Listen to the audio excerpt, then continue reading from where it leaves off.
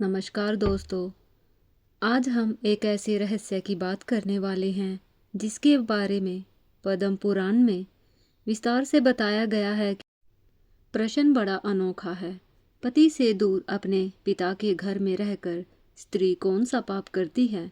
वह कौन सा अपराध है जिसके बारे में कहा गया है कि उसका दंड केवल स्त्री ही नहीं बल्कि उसके माता पिता, उसके पुत्र और पूरा कुल भोगता है।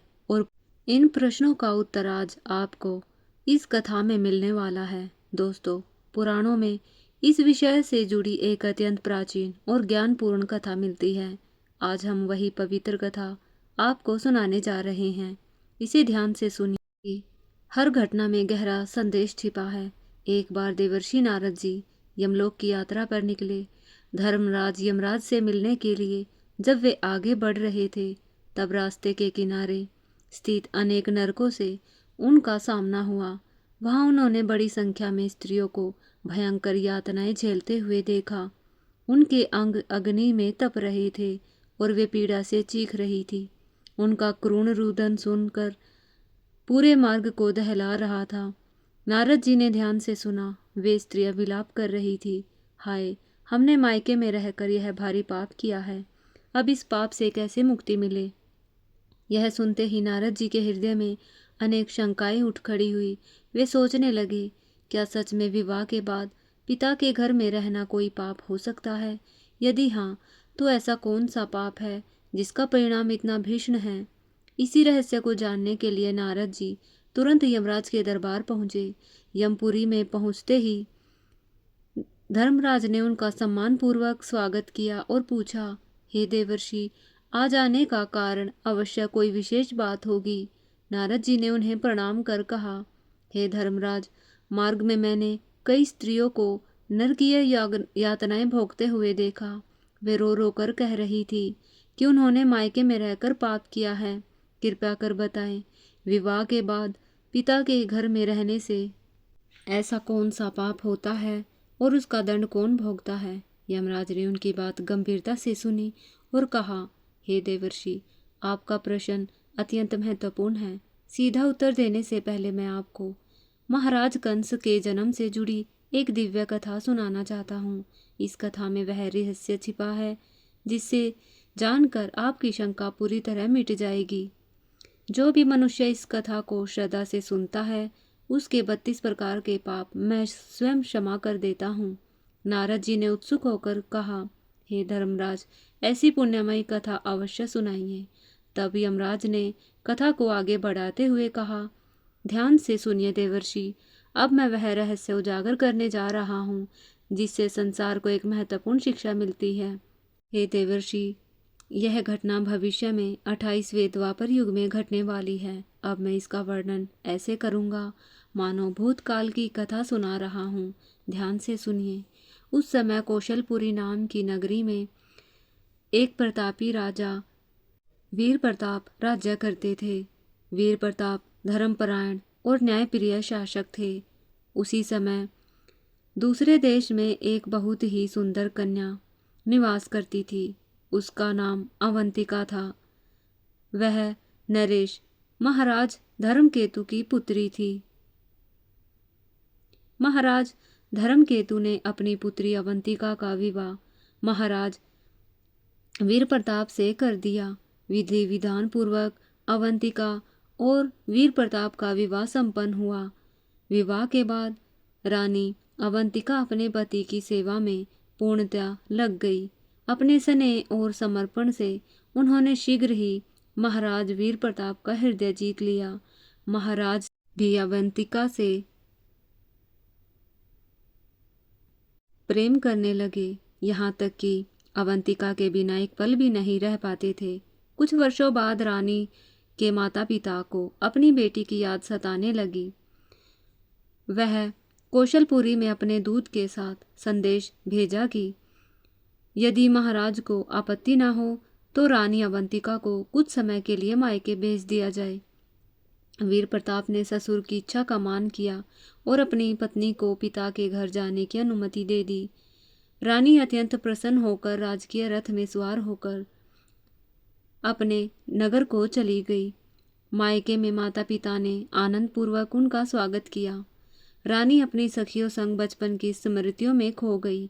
वे उपवनों में घूमने लगी, नदी तट पर मस्ती करने लगी और कुछ समय के लिए अपने पति के ध्यान से भी निश्चिंत हो गई। एक दिन अवंतिका अपनी सखियों के साथ पर्वत की सैर पर गई। पर्वत की तराई में एक रमणीय वन था, जिसके मध्य में सुंदर नाम का सरोवर स्थित था। अवंतिका और उसकी सखियां हंसते गाते उसमें स्नान करने लगी। उसी समय आकाश मार्ग से कुबेर का एक अनुचर धूमकेतु नामक दैत्य अपने दिव्य विमान से जा रहा था।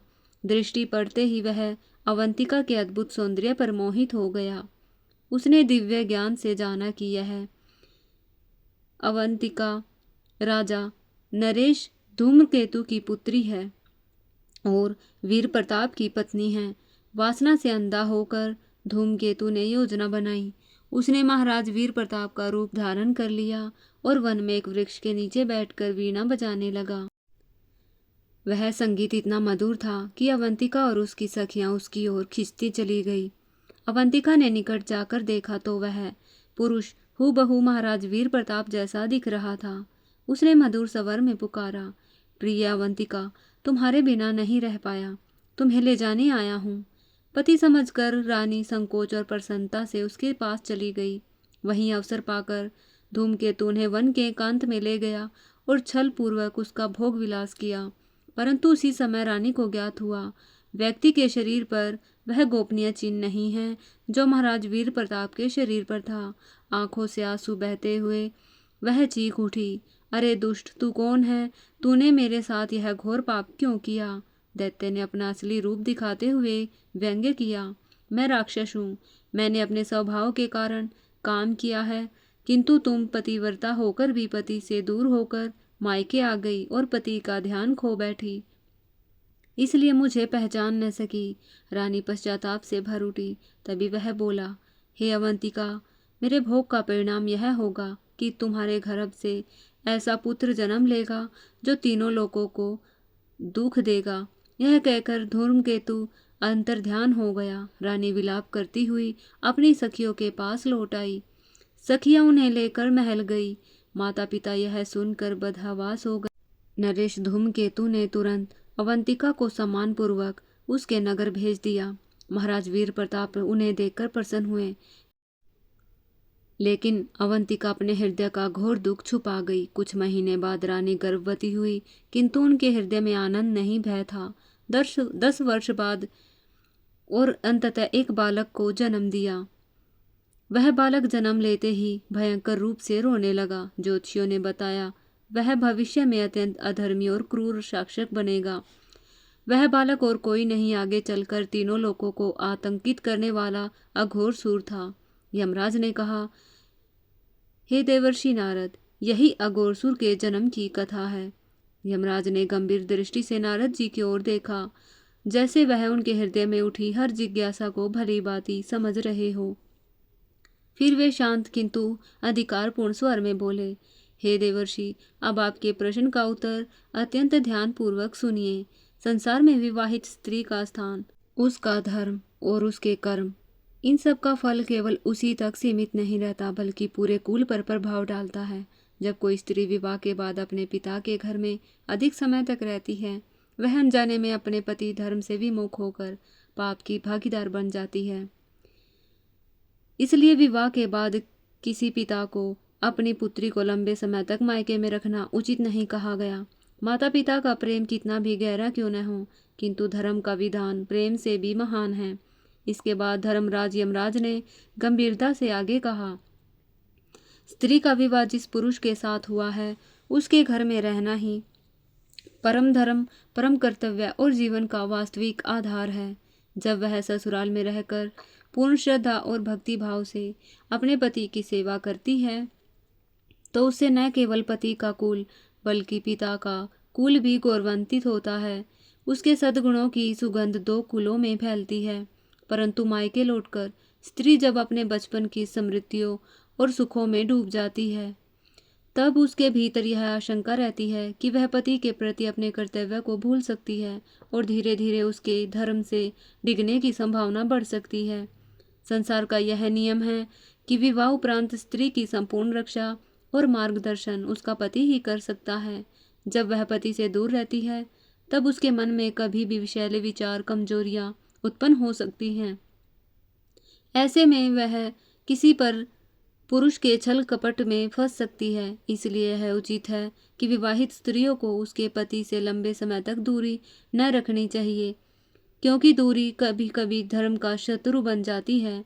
धर्मराज यमराज ने आगे अत्यंत स्पष्ट स्वर में कहा, यदि स्त्री ससुराल में रहकर कोई पाप करती है तो उसका फल उसके पति को भोगना पड़ता है, क्योंकि वह उसी कुल की सदस्य है। किंतु यदि वह मायके में रहकर पाप की भागी बनती है तो उस पाप का दंड उसके माता पिता को भुगतना पड़ता है, क्योंकि उस समय वह अपने पिता के संरक्षण में होती है। पुत्री के सद्गुणों से पिता की कीर्ति आकाश की ओर उठती है और उसके दुष्कर्मों से वही कीर्ति धूल में मिल जाती है। इसलिए धर्मशास्त्रों में कहा गया है कि विवाह के बाद पुत्री का वास्तविक स्थान पति के घर में होता है। यहाँ तक कि दामाद आए हो तब भी बेटी को मायके में लंबे समय तक नहीं रखना चाहिए। इस उपदेश को सुनकर नारद जी के मन से हर संशय दूर हो चुकी थी। उन्होंने श्रद्धा और कृतज्ञता से अपने दोनों हाथ जोड़ते हुए कहा, हे धर्मराज, आपने मेरी शंका न केवल दूर की बल्कि संपूर्ण मानव जाति को धर्म का एक अत्यंत मूल्यवान उपदेश भी प्रदान किया है।